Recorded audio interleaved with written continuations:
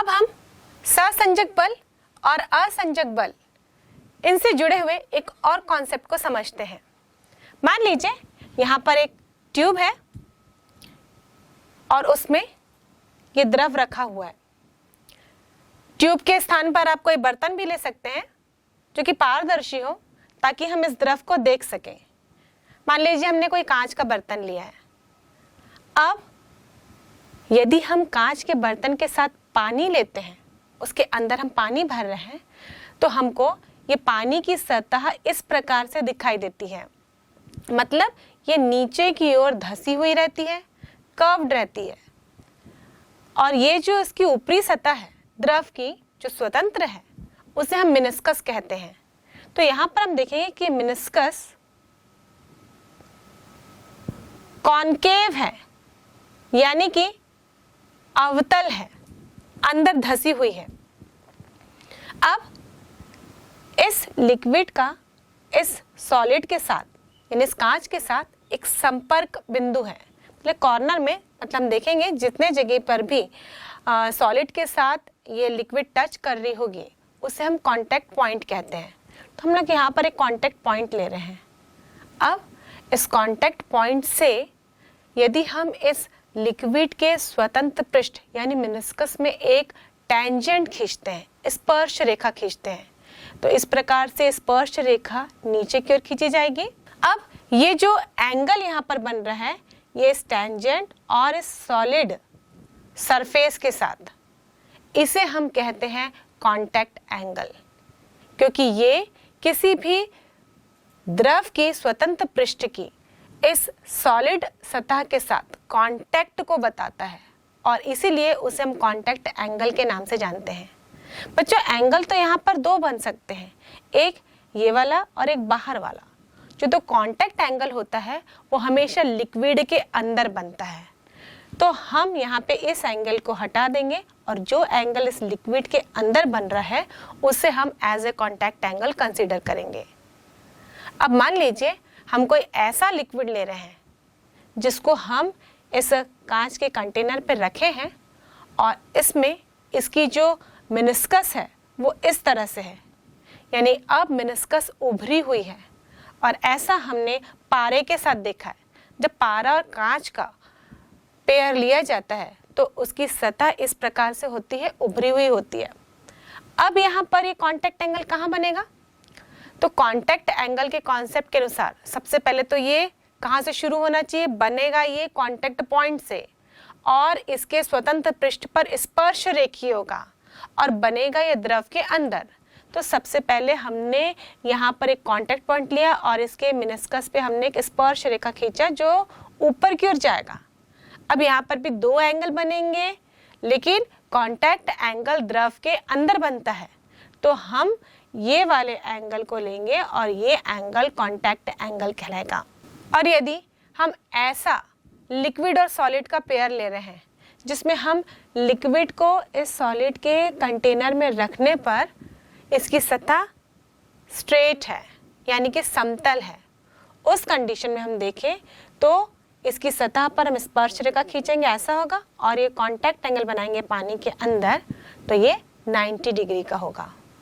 तो इस प्रकार कांटेक्ट एंगल को यदि हम परिभाषित करें, द्रव और ठोस के संपर्क बिंदु पर यदि द्रव की स्वतंत्र पृष्ठ पर एक स्पर्श रेखा खींची जाए, इस स्पर्श रेखा और ठोस की सतह के साथ जो द्रव के अंदर कोण बनता है उसे हम स्पर्श कोण कांटेक्ट एंगल के नाम से जानते हैं। और ये कांटेक्ट एंगल 3 प्रकार के होते हैं। एक न्यून कोण, जिसमें कांटेक्ट एंगल का मान 90 डिग्री से कम होता है, जैसे कि हमने पहले केस में देखा। और स्पर्श कोण का मान 90 से कम तब होता है जब हम ऐसे द्रव और ठोस का युग्म ले जो ठोस को गीला कर देते हो, जैसे यहाँ पर ये पानी और कांच का युग्म हमने लिया। दूसरा, अधिक कोण, मतलब स्पर्श कोण का मान 90 डिग्री से अधिक होता है, और ऐसा तब होता है जब हम ऐसे द्रव और ठोस का युग्म ले जो ठोस को गीला नहीं करते, जैसे कि पारा और कांच, जैसे कि हमने इस स्थिति में लिया। और तीसरा है समकोण, यानी कि 90 डिग्री। यहाँ पे स्पर्श कोण का मान 90 डिग्री होता है और ये कोण ऐसे ठोस और द्रव के युग्म के लिए बनता है जो ठोस को परफेक्ट वेट करते हैं, मतलब ना तो बहुत अधिक गीला करेंगे और ना ही सूखा रखेंगे। और ऐसा पेयर है चांदी और पानी का। जब चांदी के ग्लास में पानी को रखा जाता है तो उसकी सतह सीधी रहती है, समतल रहती है और यहाँ पर स्पर्श कोण का मान 90 डिग्री होता है। यदि बच्चों हम शुद्ध जल और स्वच्छ कांच लेते हैं एकदम साफ, उस कंडीशन में कांटेक्ट एंगल 0 डिग्री होता है। पर जनरली हम जिस पानी का इस्तेमाल करते हैं वो शुद्ध नहीं होता, तो सामान्य जल और कांच के लिए कांटेक्ट एंगल 8 डिग्री का होता है। और यदि पारा और कांच की बात करें तो इसके लिए कांटेक्ट एंगल का मान 139 डिग्री होता है, जबकि सिल्वर और पानी के लिए देखें तो कांटेक्ट एंगल का मान 90 डिग्री होता है। ये कांटेक्ट एंगल का मान सहसंजक बल और असंजक बल पर निर्भर करता है, क्योंकि हम देखते हैं यदि हम पानी और कांच की बात करें तो पानी के अणुओं के बीच में जो सहसंजक बल है और इस अणु का यानी पानी के अणु का जो इस कांच के अणु के साथ असंजक बल है, इन दोनों को कंपेयर करें तो असंजक बल का मान सहसंजक बल की तुलना में अधिक होता है, तभी तो पानी इस कांच को गीला कर देता है। तो ऐसी कंडीशन में ही कांटेक्ट एंगल का मान न्यून कोण होगा। जबकि हम ऐसी स्थिति देख रहे हैं जहां पे सहसंजक बल का मान अधिक है, जैसे कि मर्क्यूरी की बात करें हम, तो मर्क्यूरी में जो अणुओं के बीच में सहसंजक बल है उसका मान मर्क्यूरी और कांच के जो अणुओं के बीच में असंजक बल है उसके मान से अधिक होता है। तो इसलिए तो ये मर्क्यूरी कांच को गीला नहीं कर पाता। तो ऐसी स्थिति में स्पर्श कोण का मान अधिक कोण होता है। और जब असंजक बल और सहसंजक बल दोनों का मान बराबर हो, यानी कि जो लिक्विड है उनके अणुओं के बीच में जो आपस में बल कार्य कर रहा है सहसंजक बल, और उस लिक्विड का ठोस के साथ अणुओं के बीच में जो असंजक बल कार्य कर रहा है, इन दोनों का मान बराबर होता है, उस कंडीशन में स्पर्श कोण 90 डिग्री होता है। और इस समय द्रव की स्वतंत्र सतह समतल होती है, हॉरिजॉन्टल होती है। और इसी आधार पर हम देखते हैं कि ये जो कांटेक्ट एंगल है वो किन किन कारकों पर निर्भर करता है। सबसे पहले हम देखते हैं ठोस द्रव के युग्म की प्रकृति पर। हमने देखा कि जब हम जल और कांच की नली ले रहे थे तो इसमें कांटेक्ट एंगल न्यून कोण था, जबकि हम जल और चांदी की नली ले लिए, चांदी का ग्लास ले लिए, तो उस समय कांटेक्ट एंगल 90 डिग्री हो गया। ऐसे ही हम अलग अलग ठोस और द्रव का युग्म लेते जाएंगे तो कांटेक्ट एंगल के मान में भी परिवर्तन होता है। नेक्स्ट है द्रव के ताप पर। यदि हम ताप को बढ़ाते हैं तो कांटेक्ट एंगल का मान भी बढ़ जाता है। नली में जो द्रव के ऊपर का माध्यम है उस पर भी कांटेक्ट एंगल का मान निर्भर करता है। वहाँ पर वायु है, वाष्प है या अन्य कोई माध्यम है, उसके आधार पर भी कांटेक्ट एंगल का मान चेंज हो जाता है। नेक्स्ट है अशुद्धि मिलाने पर। यदि हम अशुद्धि मिला लेते हैं तो उस कंडीशन में भी कांटेक्ट एंगल के मान में परिवर्तन हो जाता है। और दूसरे शब्द में यूँ भी कह सकते हैं कि जब हम कांटेक्ट एंगल की बात करें तो ये सरफेस टेंशन से भी जुड़ा हुआ है, यानी कि जिन कारकों पर सरफेस टेंशन निर्भर करता है वही कारक कांटेक्ट एंगल के मान को भी प्रभावित करते हैं। अभी बच्चों हमने पृष्ठ तनाव के बारे में इतनी चर्चा की। अभी पृष्ठ तनाव का प्रभाव कैसा होता है यदि हम किसी भी लिक्विड को किसी ट्यूब के अंदर डालते हैं? एक्चुअली डिपेंड करता है लिक्विड और ठोस के पेयर पर भी। और जब हम किसी लिक्विड को किसी ठोस से बनी नली में डालते हैं तो वो कुछ इस प्रकार दिखाई दे सकती है। या तो उसका लेवल इस तरीके से अंदर धंसा हुआ होता है, या तो उभरा हुआ होता है, या तो समतल होता है। और मैंने बताया बच्चों ये डिपेंड करता है आपने कौन सा ठोस लिया है और कौन सा जल, इनके पेयर पर ही निर्भर करता है। अब इस प्रकार की जो आकृति हमें दिखाई देती है, इस तरीके से मुड़ी हुई आकृति, इसे हम कहते हैं मेनिस्कस। या तो ये अवतल शेप में होगी या तो उत्तल शेप में, कॉनकेव या कॉन्वेक्स। अभी ये जो है आकृति जो गोलाकार की है, इसे हम एक स्पेशल नाम से जानते हैं। इसे हम नवचंद्रक कहते हैं और इंग्लिश में मेनिस्कस। तो जब भी हम किसी लिक्विड के तल को देखें तो इस प्रकार हमको दो आकृति के मिनिस्कस मिलते हैं। अब ये दो आकृति किस प्रकार बनी, इसको समझने के लिए हमें पहले ये देखना होगा कि यहाँ पर कौन कौन से बल कार्य करते हैं और कौन कौन से बल कहाँ कार्य करते हैं, मतलब यहाँ पे कौन कौन से इंटरफेस हैं। देखकर तो बच्चों हमको कुछ साधारण सा ही दिख रहा है ये चित्र, लेकिन इस चित्र में 3 इंटरफेस हैं। आइए इस चित्र अनुसार समझते हैं कि तीनों इंटरफेस कहाँ कहाँ पर स्थित हैं। पहला इंटरफेस यानी कि अंतरा पृष्ठ, यह है द्रव वाष्प पृष्ठ जो कि यहाँ पर स्थित है, इसे हम लिक्विड वेपर इंटरफेस कहेंगे। दूसरा है ठोस वाष्प अंतरा पृष्ठ यानी कि सॉलिड वेपर इंटरफेस, ये यहाँ पर स्थित होगा। और तीसरा है ठोस द्रव अंतरा पृष्ठ यानी कि सॉलिड लिक्विड अंतराफेस, सॉलिड लिक्विड इंटरफेस। और इसी आधार पर ही यहाँ पर अलग अलग बल कार्य करते हैं। अब देखते हैं यहाँ पर कौन कौन से बल कार्य कर रहे हैं। मान लो नली के अंदर द्रव वाष्प ठोस अंतरा पृष्ठ पर कोई अणु M है, तब इस अणु पर निम्नानुसार बल कार्य करते हैं। पहला, द्रव वाष्प अंतरा पृष्ठ के कारण पृष्ठ तनाव, इसे हम TLV से दर्शाएंगे। L for liquid, V for vapour और T stands for tension, surface tension. और इसे हम इस चित्र में TLV से दर्शा रहे हैं।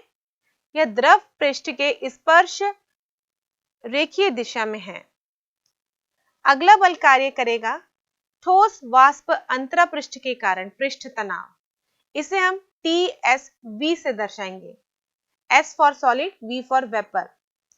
दीवार के समांतर द्रव से दूर कार्य करेगा, जैसा कि हम इस चित्र में देख रहे हैं। अगला बल है ठोस द्रव अंतरा पृष्ठ के कारण पृष्ठ दाब, इसे हम TSL से दर्शाएंगे। S for solid, L for liquid. यह बल द्रव के समांतर द्रव की ओर कार्य करेगा। अगला बल है द्रव और ठोस के अणुओं के बीच लगने वाला असंजक बल, इसे हम FA से दर्शा रहे हैं और यह नली की दीवार के लंबवत कार्य करेगा, जिसे हम इस तरीके से इस चित्र में दर्शा रहे हैं। ये जो बल है TLV यानी कि पृष्ठ तनाव जो द्रव वाष्प अंतरा पृष्ठ के कारण कार्य कर रहा है, इसे दो घटकों में वियोजित किया जा सकता है। TLV cos थीटा नली की दीवार के समांतर कार्य करेगा और दूसरा TLV sin थीटा यह नली की दीवार के लंबवत कार्य करेगा। द्रव पृष्ठ के संतुलन की स्थिति में अणु M पर कार्य करने वाले समस्त बलों का परिणामी शून्य होगा। मान लो ठोस द्रव युग्म के लिए स्पर्श कोण का मान थीटा है, तब संतुलन की स्थिति में हम इस चित्र से देख सकते हैं FA बराबर TLV sin थीटा होगा, साथ ही TSV बराबर TSL plus TLV cos theta होगा, क्योंकि ये बल एक दूसरे के विपरीत हैं और इसीलिए ये संतुलन की स्थिति में बराबर होंगे। और यहां से हम देख सकते हैं cos थीटा बराबर हो जाएगा TSV minus TSL upon TLV। इसे हम समीकरण 1 का नाम दे देते हैं। और समीकरण 1 से स्पष्ट है कि यदि TSV ग्रेटर देन TSL होगा, इस चित्र से हम देख सकते हैं, उस कंडीशन में cos थीटा का मान धनात्मक होगा। इस स्थिति में थीटा का मान 0 से 90 के बीच होगा, अर्थात न्यून कोण होगा, यानी कि एक्यूट एंगल होगा। ऐसी स्थिति में द्रव के अणु ठोस पृष्ठ के अनुदिश ऊपर की ओर आकर्षित हो जाते हैं, अतः द्रव का मिनिस्कस अवतल हो जाता है। कांच की नली में जल का मिनिस्कस इसी प्रकार अवतल होता है।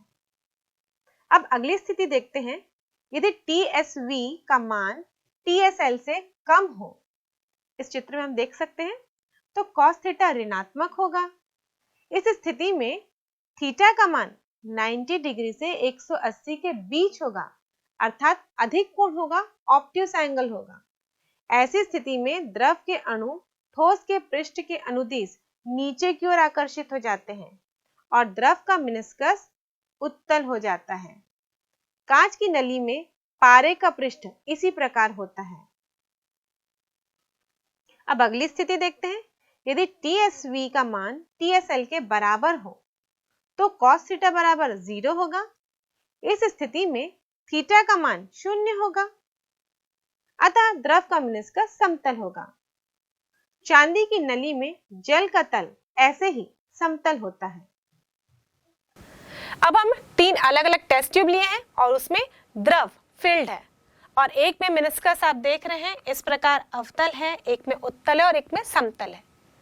अब इसमें दाब अधिक के कितना होगा, आइए इसे देखते हैं। पहले टेस्ट ट्यूब में हम देखते हैं यदि द्रव का मेनिस्कस अवतल है तो अणु M पर पृष्ठ तनाव के कारण पृष्ठ के लंबवत एक नेट बल ऊपर की ओर कार्य करेगा और यह अणु संतुलन में उसी स्थिति में रह पाएगा जबकि पृष्ठ के बाहर अर्थात अवतल भाग की ओर दाब अधिक होगा। और हम चित्र में देख सकते हैं इस अणु को बैलेंस करने के लिए इस अणु पर लगने वाला पृष्ठ तनाव के कारण बल ऊपर है तो दाब नीचे की ओर कार्य करेगा। लेकिन हम टेस्ट ट्यूब में दूसरी स्थिति देखते हैं।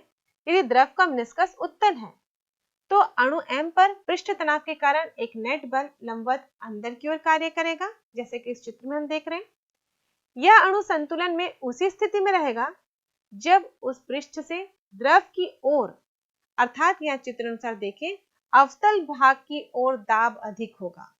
मतलब नीचे से लगने वाला दाब यदि अधिक हुआ तभी ये बैलेंस्ड होगा, वरना ये अणु नीचे की ओर आने का प्रयास करेगा।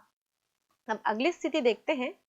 यदि द्रव का मेनिस्कस समतल है तो अणु M पर पृष्ठ तनाव के कारण पृष्ठ से बाहर या अंदर की ओर पृष्ठ के लंबवत नेट बल 0 होगा, जैसे कि हम इस चित्र में देख रहे हैं। अतः द्रव पृष्ठ के बाहर और अंदर दाब एक समान होगा। और इसी प्रकार हम कह सकते हैं यदि द्रव का पृष्ठ गोलीय है तो उसके पृष्ठ के संतुलन अवस्था में द्रव पृष्ठ के अवतल भाग की ओर का दाब उत्तल भाग की ओर के दाब से अधिक होता है और यह दाब अंतर द्रव के पृष्ठ तनाव और पृष्ठ की वक्रता त्रिज्या पर निर्भर करता है। तो अब हम तरल के यांत्रिक गुणों की चर्चा करते हुए अगले टॉपिक की ओर बढ़ते हैं।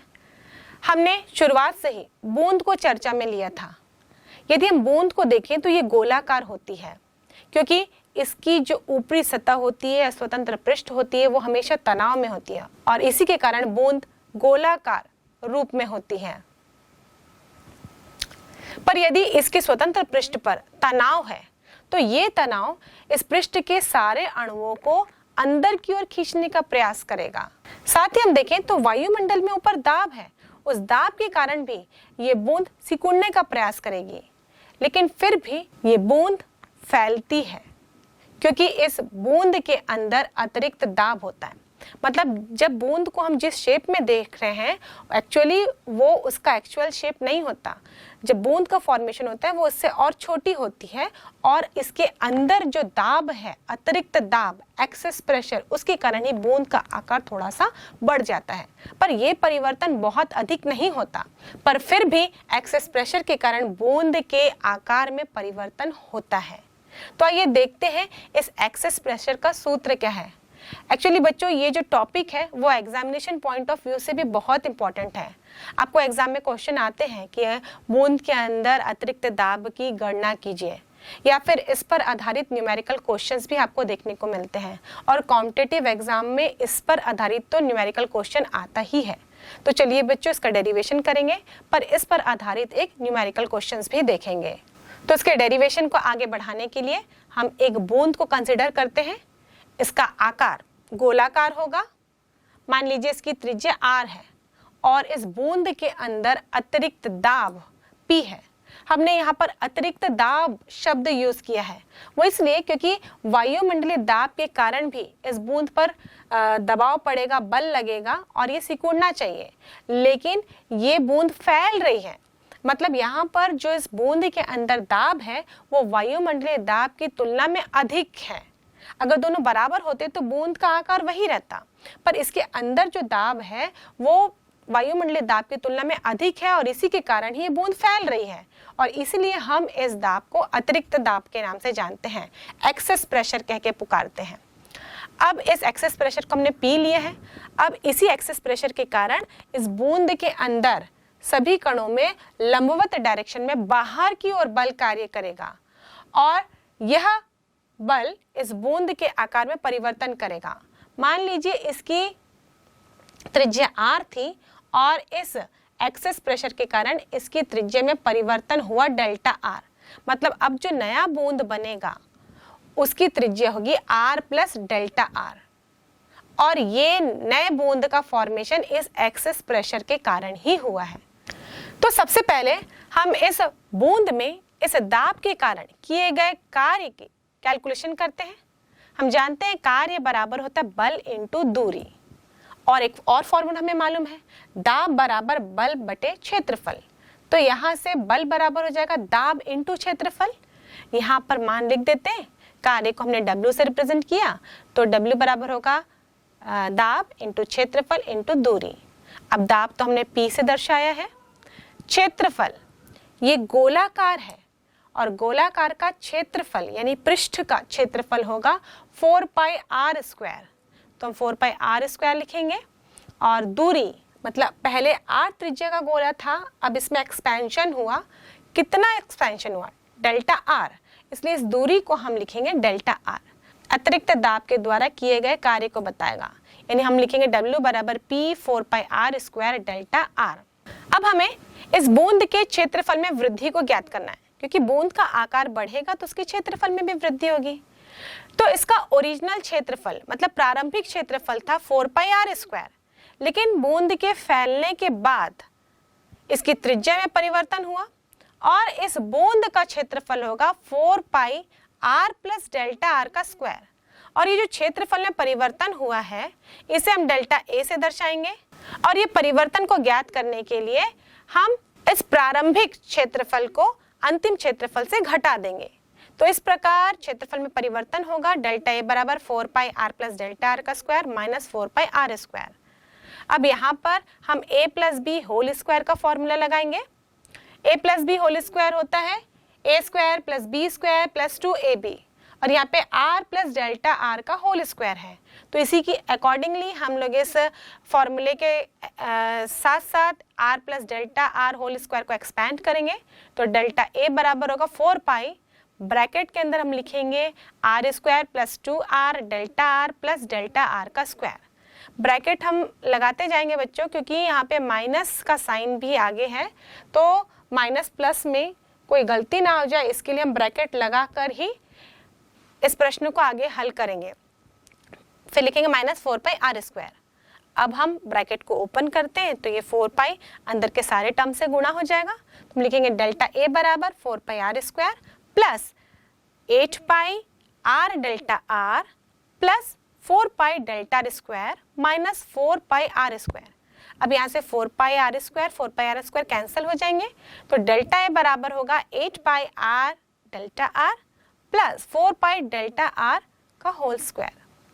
अब ये जो डेल्टा r है इसका मान बहुत ही कम है, क्योंकि जो परिवर्तन होता है वो बहुत ही कम होता है, या यूँ कहे तो हम इसको खुली आंखों से समझ भी नहीं पाते हैं। तो डेल्टा r का मान यदि कम होगा तो उसका वर्ग करेंगे तो ये मान और भी कम होगा। इसलिए यहाँ पर जो सेकेंड टर्म दिख रहा है जिसमें हमने डेल्टा r का स्क्वायर किया है इसको हम नेग्लेक्ट कर देते हैं, क्योंकि ये बहुत ही छोटी राशि है।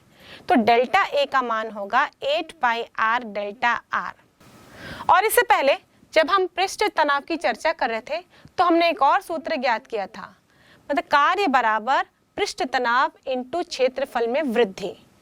इसी सूत्र का इस्तेमाल करेंगे तो हम लिख सकते हैं W बराबर T इंटू डेल्टा a, जहाँ T पृष्ठ तनाव है। अब W का मान हम यहाँ पर लिखेंगे, ये P 4 pi r square delta r equal to T, delta a का मान भी हमने निकाला तो होगा 8 पाई r डेल्टा r। अब दोनों पक्षों से जो जो चीज़ कॉमन है उसको हम लोग सिंप्लीफाई कर देते हैं, काट देते हैं, तो हमें मिलेगा P बराबर 2T अपॉन r। और ये फॉर्मूला किसी भी बूंद के अंदर अतिरिक्त दाब के समीकरण को दर्शाता है। और इस फॉर्मूले की व्युत्पत्ति करने के बाद चलिए इस पर आधारित हम एक न्यूमेरिकल क्वेश्चन बनाते हैं, जिससे कि ये टॉपिक हमें और भी अच्छे से क्लियर हो जाए।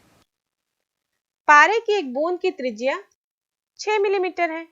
यदि पारे का पृष्ठ तनाव वो 0.465 न्यूटन प्रति मीटर हो तो पारे की बूंद के अंदर दाब की गणना कीजिए।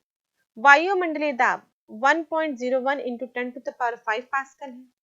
इस प्रश्न में दिया गया है R बराबर 6 मिलीमीटर यानी कि 6 into 10 to the power -3 metre और पृष्ठ तनाव T बराबर 0.465 न्यूटन अपॉन मीटर और सूत्र अनुसार हम देखें तो P इक्वल टू होगा 2T अपॉन R। यहाँ पर पारे की बूंद है यानी कि इसका केवल एक ही स्वतंत्र पृष्ठ होगा, इसलिए हमने सूत्र अनुसार लिखा है 2T अपॉन R। अब यहाँ पर सारे मान लिख देते हैं तो ये होगा 2 into 0.465 upon 6 into 10 to the power -3 और सॉल्व करने पर हमें मिलेगा 155 पास्कल। अब हमें पारे के बूंद के अंदर दाब कैलकुलेट करना है। तो पारे के बूंद पर दो दाब कार्य कर रहे हैं। पहला तो वायुमंडलीय दाब, ये तो हर वस्तु पर कार्य करता है क्योंकि वायुमंडल में जो एयर है उसके कारण हमेशा प्रेशर बना ही रहता है और इसे ही हम वायुमंडलीय दाब कहते हैं। और प्रश्न अनुसार 1.01 into 10 to the power 5 pascal है। इसके अलावा इस बूंद के अंदर अतिरिक्त दाब भी है, तो हम इन दोनों को प्लस करेंगे और लिखेंगे प्लस 155 और इस समीकरण को हम और सरल करते हैं ताकि हम इसे ऐड कर सकें, क्योंकि 1.01 10 टू द पावर 5 के टर्म्स में दिया गया है और यहाँ पर 155 है। इन दोनों को हम डायरेक्ट ऐड नहीं कर सकते, इसलिए हम जो सेकेंड टर्म है 155 उसको भी 10 टू द पावर 5 के टर्म्स में लिखेंगे ताकि इन दोनों को ऐड किया जा सके। तो 155 को हम लिख सकते हैं 0.00155 इंटू 10 टू द पावर 5 और अब इन दोनों को प्लस किया जा सकता है। अब प्लस करने पर हमें मिलेगा 1.01155 into 10 to the power 5 pascal.